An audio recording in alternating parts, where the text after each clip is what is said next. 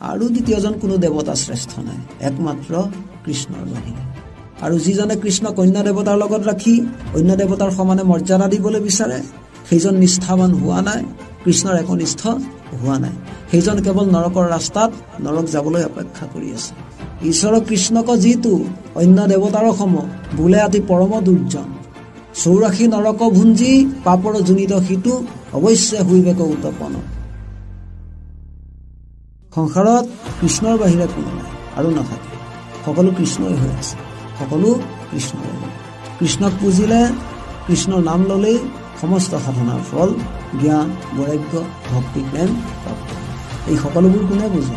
যিজনে অভ্যাস কৰি ভগৱন্তৰ আশ্ৰিত হৈ নামক ধৰিলে, যিজনে নামৰ অভ্যাস কৰি ভগৱন্তৰ কৃপা পালে, আত্মবোধ হ'ল। শেষত সাধকে এইটো বুজিলে, বুজাওতা কোন, বুজোতা কোন, উপদেশ দিওতা কোন, উপদেশ শুনোতা